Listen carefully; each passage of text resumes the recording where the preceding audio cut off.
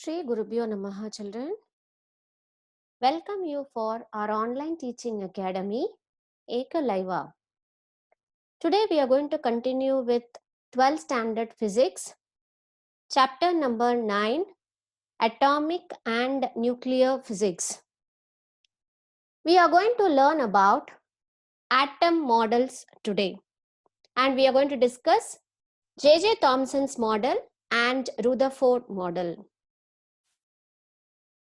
To start with, we know that all material bodies are ultimately made up of very small particles called atoms.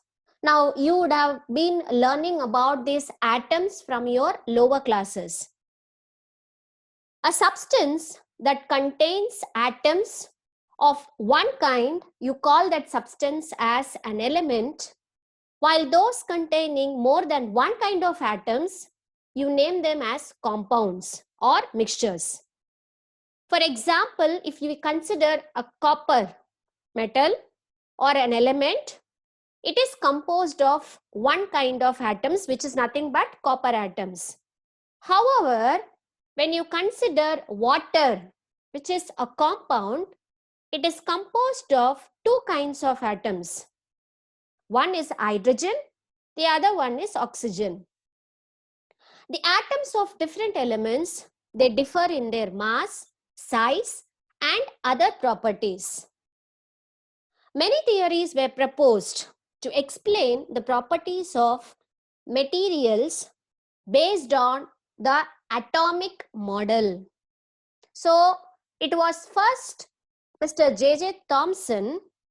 He proposed a theoretical atom model, okay, which is based on the static distribution of electric charges. But his model failed to explain the stability of atoms. Then came Rutherford. Now he proposed the first dynamical model of an atom. Now he gave his conclusions or results based on the experiment performed by his students, Geiger and Marsden. But this atom model also failed to explain the stability of the atom. Then came Niels Bohr, who is also a student of Rutherford. He proposed an atomic model. Okay, he gave it for hydrogen atom, children. And this was successful than other two models. So Niels Bohr, he was able to explain the stability of the atom, and also he was able to explain about the origin of line spectrum. Now, apart from this, there are also other atomic models. One is Sommerfield's atom model, and we were also having many other atomic models, but here we are going to talk about, to start with, J Thomson's model. So let us go into Thomson's model, right? Okay. Now in this model, the atoms are seen as homogeneous spheres. So atoms are visualized as homogeneous spheres.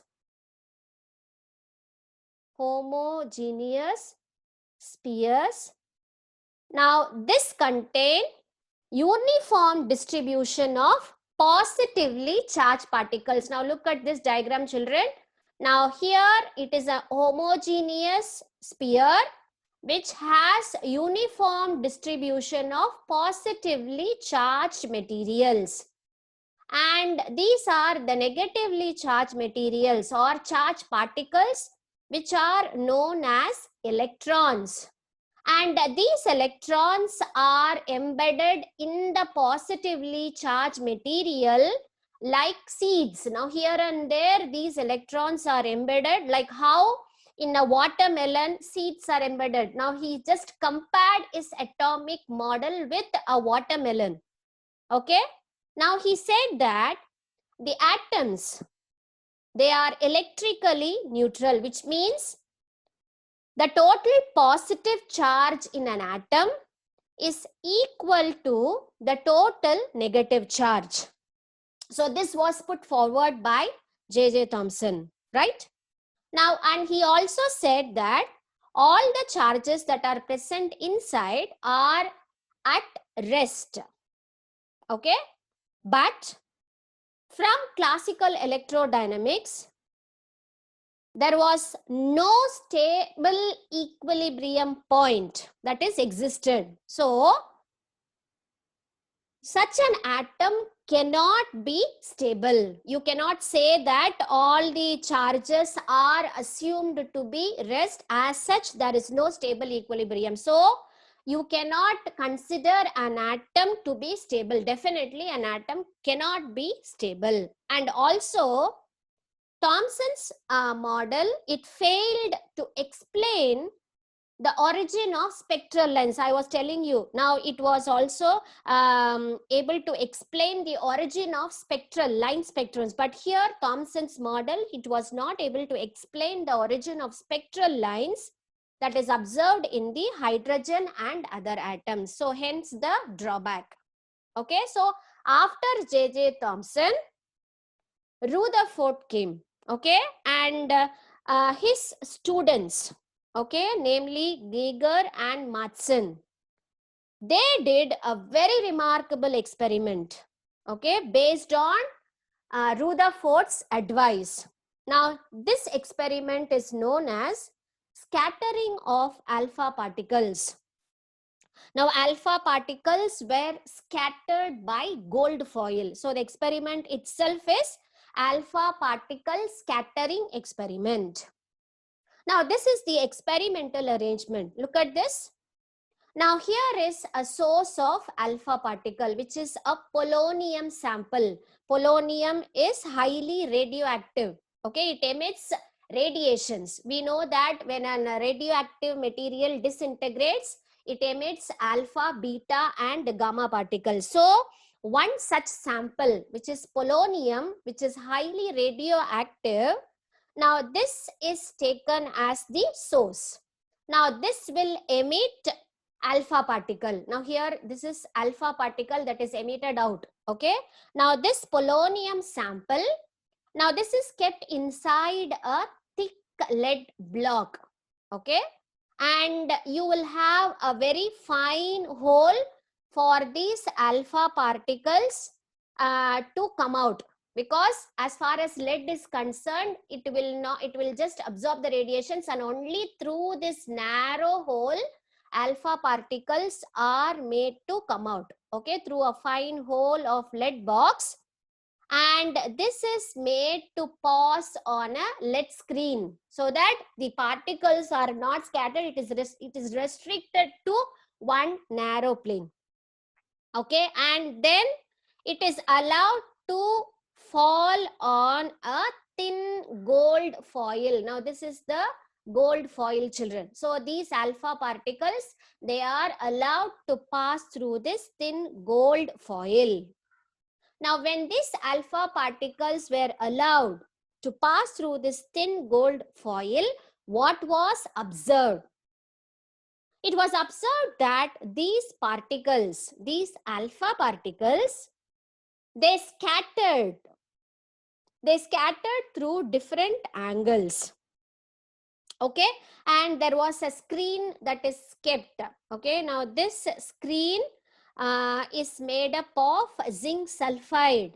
Okay, and this screen can be made to rotate from 0 to 180 degree. Now here this is a position of the screen, and this can be moved up to 180 degree, 0 to 180 degree. Imagine semicircle like this. So you can rotate the screen.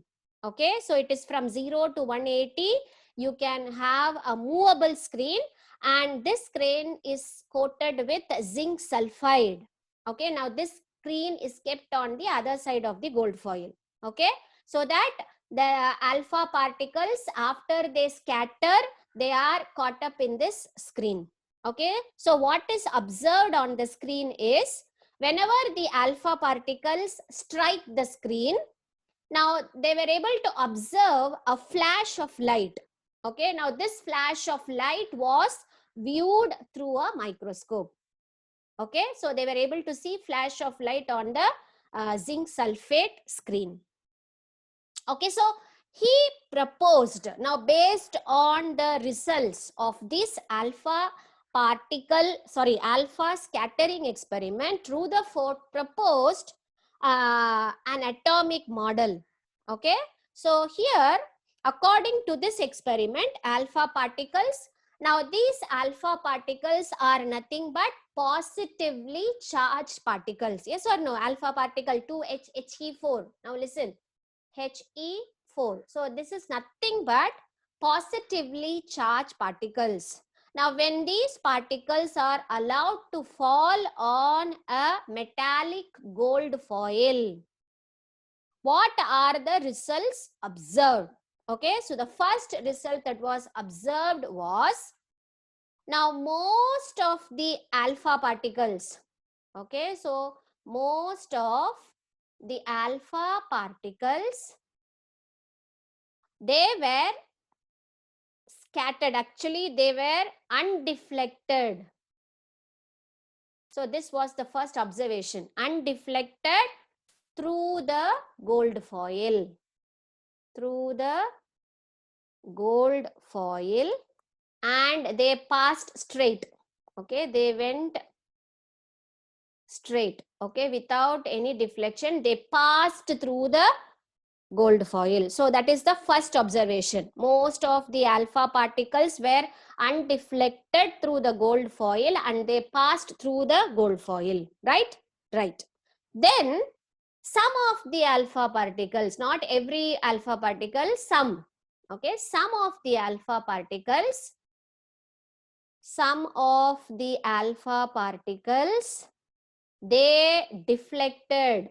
Okay, deflected through smaller angles. Okay, and some were deflected through larger angles, that is greater than 90. So all the, not every particles, most, suppose if there are 100 alpha particles, 85% of the alpha particles were undeflected. Some of the alpha particles, they deflected through smaller angles and some were deflected through larger angles, and very few alpha particles, there are few alpha particles, they returned back. Okay, few alpha particles, they returned back. Okay, that is, they deflected back.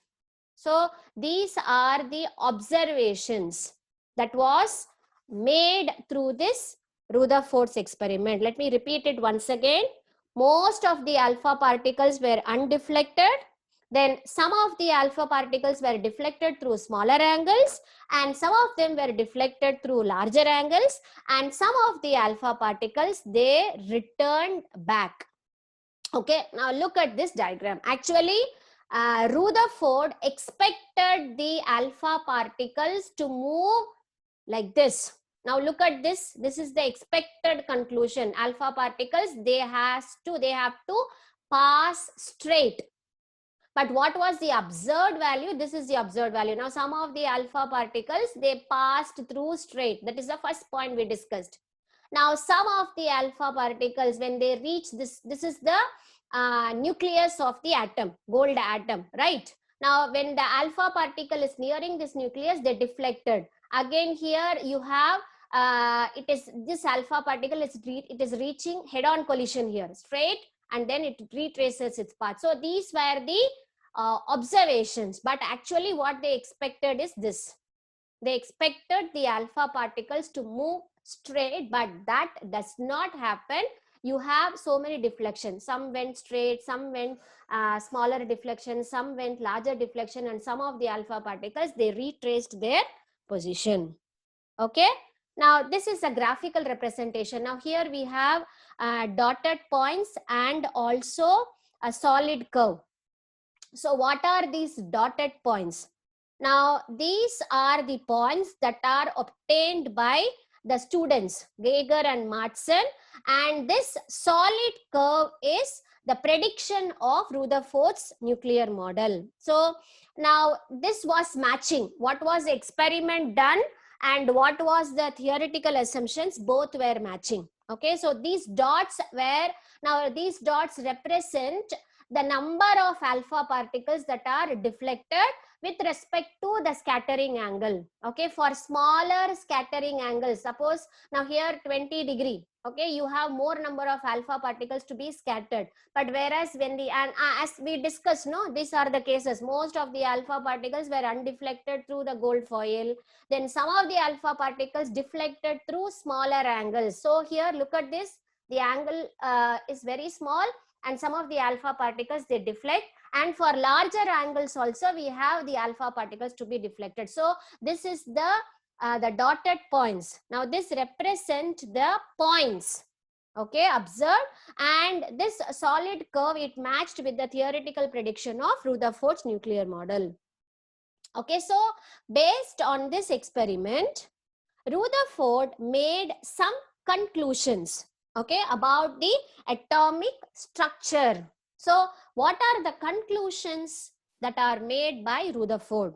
So the first point what he said is, an atom has a lot of empty space. That is why when you allow alpha particles to pass through a nucleus, now most of the alpha particles they were able to move straight without any deflection, which made a conclusion that an atom has a lot of empty space and you have a tiny matter at its center. So what is the tiny matter that is present inside the atom? It is nothing but called as nucleus. Very, very important conclusion made by Rutherford. He said that an atom contains a lot of empty space and it also contains a tiny mass or matter at its center, which was named as nucleus. The second conclusion that was made by Rutherford is, he said that the nucleus is positively charged and most of the mass of the atom is concentrated in the nucleus. So it is, nucleus is nothing but positively charged and the mass or the entire mass of the atom, where it is concentrated in the center, which is nothing but the nucleus. Okay, and the third conclusion is, he said that the nucleus is surrounded by negatively charged electrons. Surrounding the nucleus, we have negatively charged particles, which are nothing but electrons. Okay, and he said that the electrons are not at rest.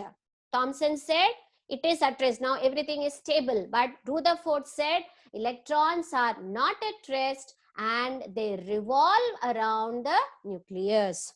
Now we know all these things, but years before, when the researchers were going on, these are the conclusions which made us to understand a very clear picture of the atomic structure.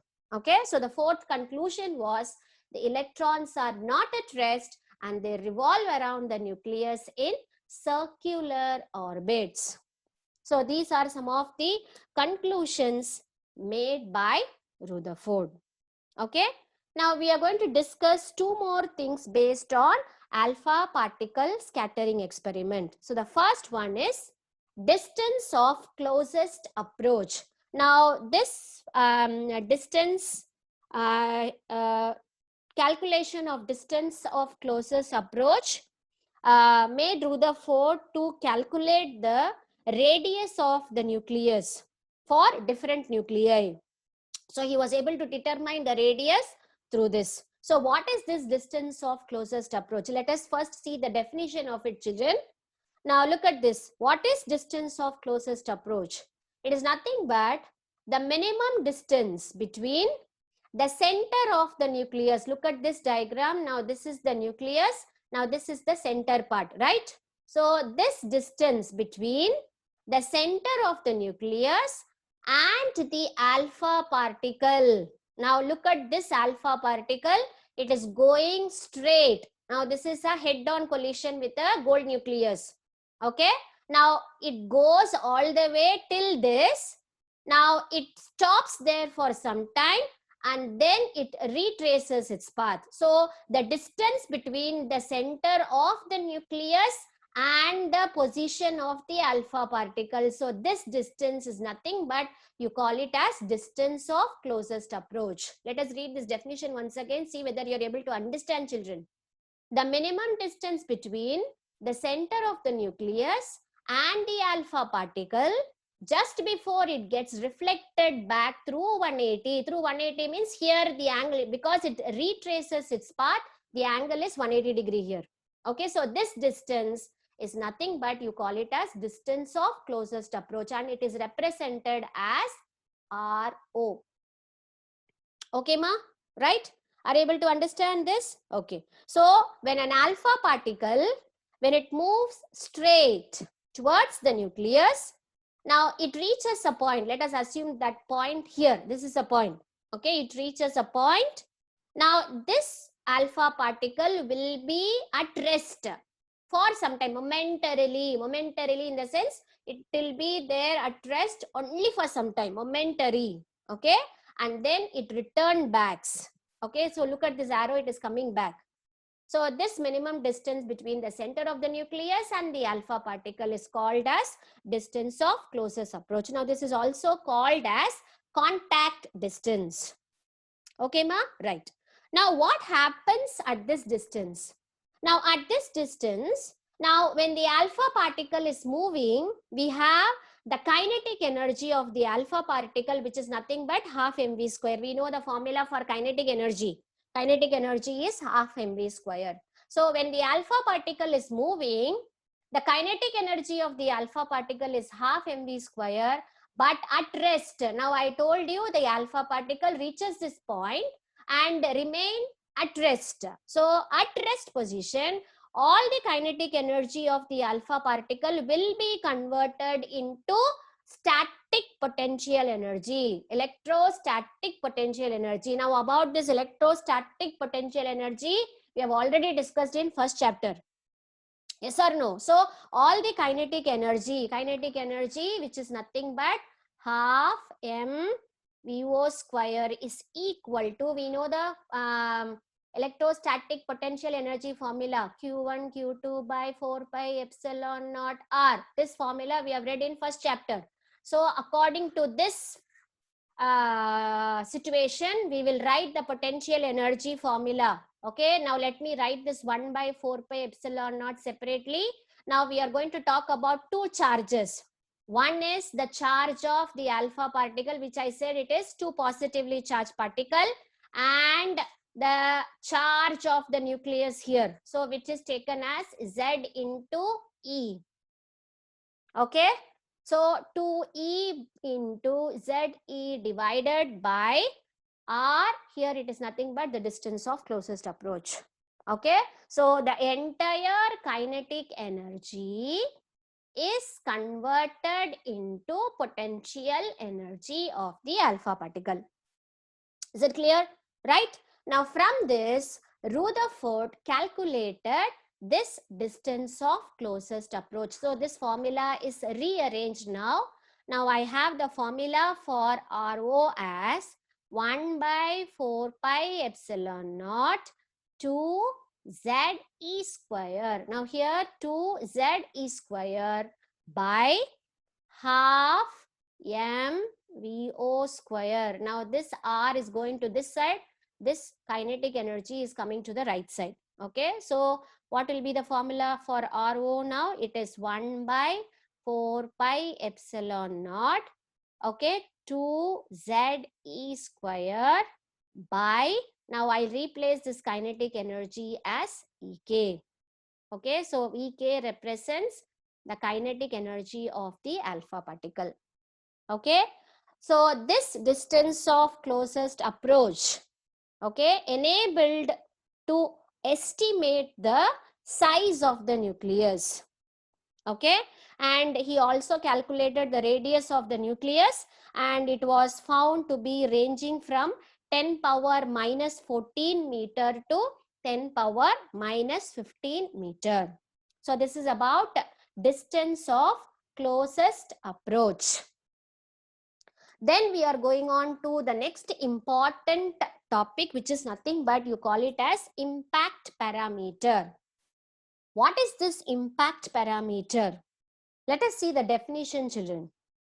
The impact parameter.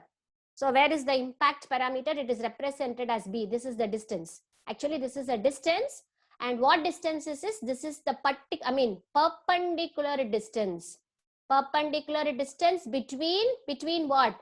Now this is again the center of the nucleus and the direction of the velocity vector of alpha particle.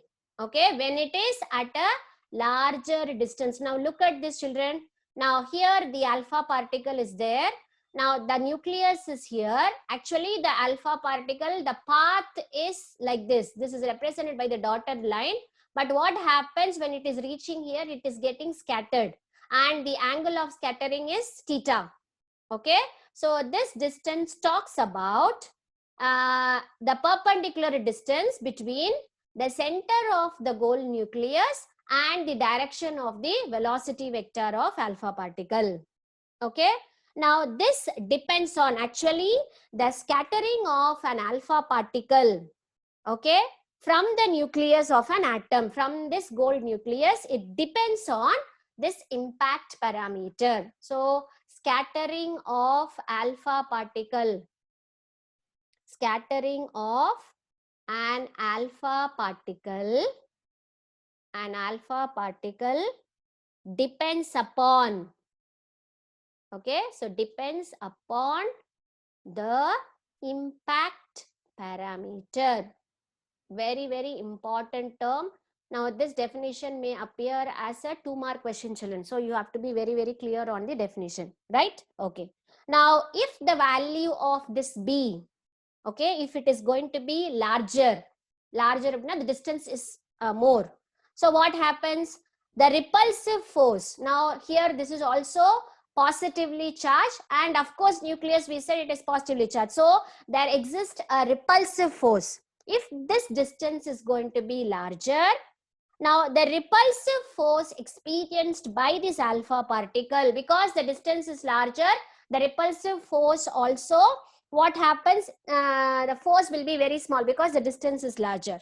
Okay, so the force experienced by the alpha particle is smaller, so that the alpha particle is scattered through a small angle.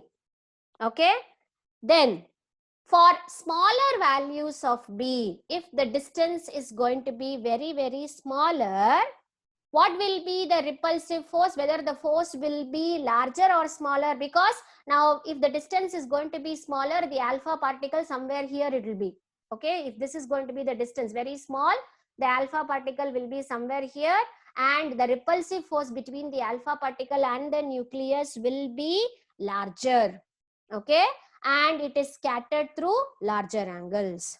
Okay, then for head-on collision means if the alpha particle is moving straight and hitting the nucleus, then at that time B will be 0. Correct? See here, if it is going to be head-on collision, if the alpha particle is moving straight, in that case B will be equal to 0. What will be the scattering angle this time? The scattering angle will be 180 degree. This we have already discussed in the last topic, distance of closest approach. Okay, so in that condition, alpha particle retraces its path. So this was observed by Rutherford, and he found out a mathematical relation between the impact parameter and the scattering angle. So the relation was given as B is equal to ZE square cot theta by 2. Okay, divided by 4 pi epsilon naught half mv square. So this was the relation. So what is the conclusion that we get from this? Okay, now the value of B. Okay, we talk about the value of B here, which is impact parameter. So when the value of, if the value of B is larger, then what happened to this cot, what will happen to this cot theta by 2? If B is going to be larger, definitely cot theta by 2 also will be larger, which means the scattering angle theta will be small.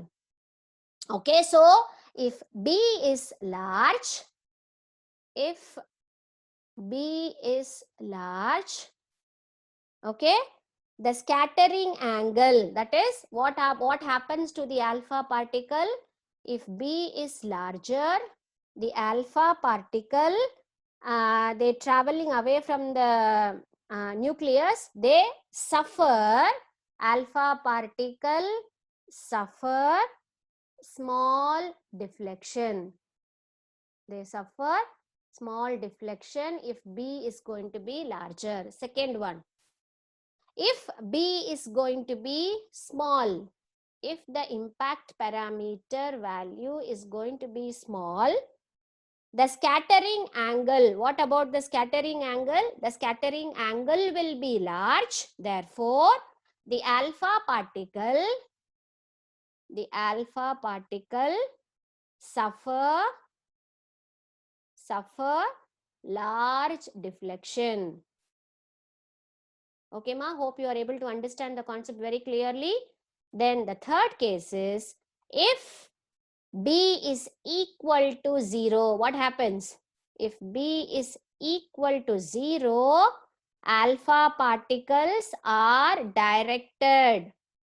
Alpha particles are directed towards the center, towards the center of the nucleus. Okay, ma, so these are the very important conclusions by studying impact parameter.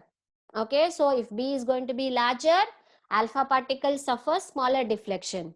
If B is going to be smaller, alpha particles suffer larger deflection. And if B is going to be 0, alpha particles are directed towards the center of the nucleus. Okay, so the shape or the trajectory of the scattered alpha particle, definitely it depends on the impact parameter and also the repulsive force that is existing between the alpha particle and the nucleus. Okay, ma, so this is about impact parameter. Okay, so if the impact parameter increases, what happens? The scattering angle decreases. If the impact or smaller the impact parameter, larger will be the deflection of alpha particle. So this is about impact parameter. Okay, so finally we are going to discuss what are the drawbacks of Rutherford atom model. Okay, so the first drawback what we are going to discuss is, now in our first volume, the last chapter, we were discussing about electromagnetic waves. We were discussing about Maxwell's theory, right? So according to Maxwell's theory of electromagnetism, so how these electromagnetic waves are produced? We discussed that accelerating charges, okay, accelerated charges produces electromagnetic waves. So when charges are accelerated, we talk about electron. Okay, here charge is nothing but an electron. So the electron moving around the nucleus. Okay, Rutherford said that electron revolve around the nucleus. Okay, so the electron moving around the nucleus, if it is under constant acceleration, because electron is accelerated. So what happens? Definitely the electron should lose its energy continuously, yes or no? Okay, so if the electron is going to lose energy, now this electron will bound to spiral towards the nucleus and fall into it, because the electron is losing its energy. So what happens? The charge loses its energy and it cannot sustain in its circular motion. Okay, so what happens to the radius? If it is not able to sustain its circular motion, the radius of the orbit, it becomes smaller and it undergoes spiral motion. Look at this diagram. Look at this electron. It starts revolving like this, but as it continuously loses its energy, the radius keeps on decreasing and the electron spirals towards the nucleus. Okay, and finally the electron will fall into the nucleus and the atom will disintegrate. Okay, as per Maxwell's electromagnetism theory. But this is not happening. Okay, so Rutherford was not able to explain the this model. Okay, this model failed to explain the distribution of electrons around the nucleus. Okay, so he was not able to explain why this is happening. So that is the first drawback. Okay, he was not able to account for the stability of atoms. Okay, now the second drawback is, now during that inward spiraling of the electron, the electron's angular frequency, now that will continuously increase because it is spiraling. So frequency of the electron, angular frequency of the electron, it increases. Okay, as a result, what happens? Now these electrons will start emitting electromagnetic waves because the electrons are getting accelerated here, right? So it starts emitting EM waves. Now that EM waves will be of different frequencies. Okay, now because there is continuous loss of energy, you have EM waves that are produced of different frequency. But experiments showed that an atom emits line spectrum. Okay, line spectrum, and each line corresponds to a particular frequency or wavelength. Okay, so this was not able to be explained by Rutherford once again. Okay, emission of radiation, that is emission of EM waves, should give continuous emission spectrum, but experimentally it was observed that only line spectrum for atoms. So again Rutherford, he was not able to explain the line spectra. Hence this is the second drawback. Okay, so here emission of radiation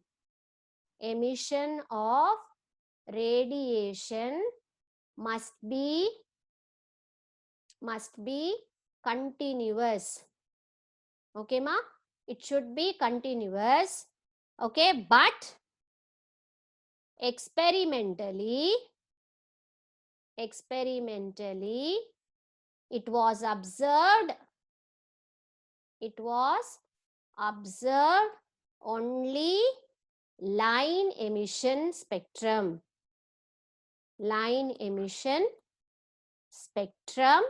for atoms. So these drawbacks were rectified by Niels Bohr, and he gave his atomic structure. Okay, we'll be seeing about this Bohr atom model in our next video, children. Okay ma, so please go through the concepts and try to be very clear, try to have a very clear understanding about the structure of atoms. Okay, see you in the next video, children. To subscribe for our online lessons, please press the subscribe button, and you will be receiving our latest updates. Thank you, children.